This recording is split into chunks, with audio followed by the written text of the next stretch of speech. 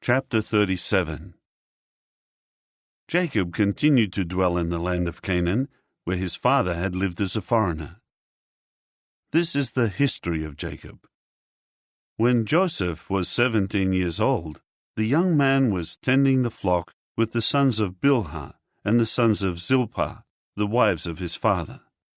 And Joseph brought a bad report about them to their father. Now Israel loved Joseph more than all his other sons, because he was the son of his old age, and he had a special robe made for him. When his brothers saw that their father loved him more than all his brothers, they began to hate him, and they could not speak peaceably to him. Later Joseph had a dream, and told it to his brothers, and they found further reason to hate him. He said to them, "Please listen to this dream that I had.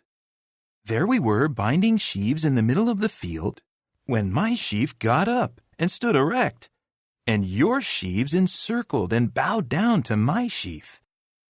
His brothers said to him, "Are you really going to make yourself king over us and dominate us?" So they found another reason to hate him, because of his dreams and what he said. After that, he had still another dream, and he related it to his brothers. "I have had another dream.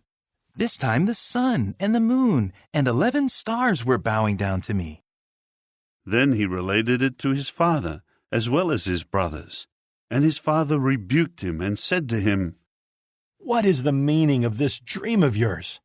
Am I, as well as your mother and your brothers, really going to come and bow down to the earth to you?" And his brothers grew jealous of him, but his father kept the saying in mind. His brothers now went to pasture their father's flock near Shechem. Israel later said to Joseph, "Your brothers are tending flocks near Shechem, are they not? Come, and let me send you to them." At this he said to him, "I am ready." So he said to him, "Go, please, and see whether your brothers are well. See how the flock is, and bring word back to me." With that, he sent him away from the valley of Hebron, and he went on toward Shechem. Later, a man found him as he was wandering in a field. The man asked him, "What are you looking for?"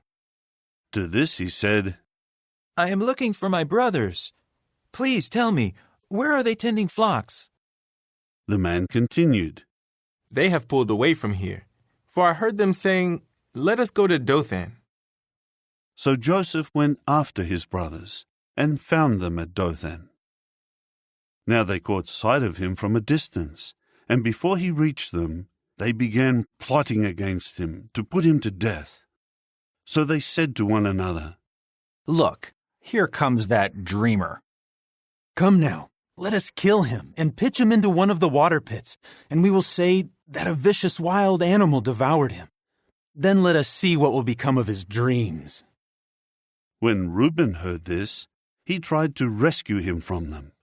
So he said, "Let us not take his life." Reuben said to them, "Do not shed blood.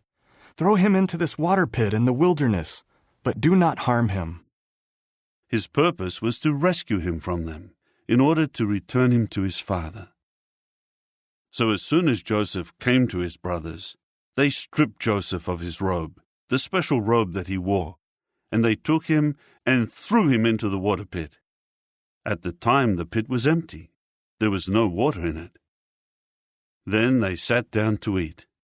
When they looked up, there was a caravan of Ishmaelites coming from Gilead. Their camels were carrying labdanum gum, balsam, and resinous bark, and they were on their way down to Egypt. At this Judah said to his brothers, What profit would there be if we killed our brother and covered over his blood? Come now, let us sell him to the Ishmaelites, and do not let our hand be upon him. After all, he is our brother, our flesh." So they listened to their brother. And when the Midianite merchants were passing by, they lifted Joseph up out of the water pit and sold him to the Ishmaelites for 20 pieces of silver. These men took Joseph into Egypt. Later, when Reuben returned to the water pit and saw that Joseph was not in the water pit, he ripped his garments apart. When he returned to his brothers, he exclaimed, "The child is gone! And what am I going to do?" So they took Joseph's robe and slaughtered a male goat and dipped the robe in the blood.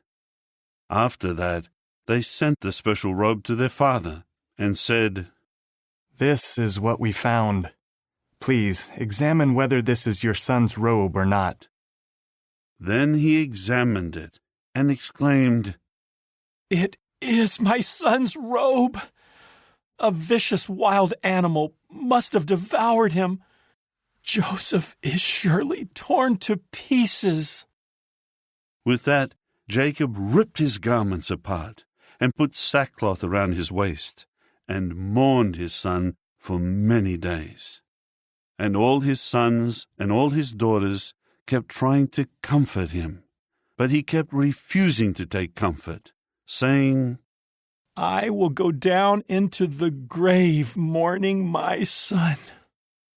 And his father continued weeping for him.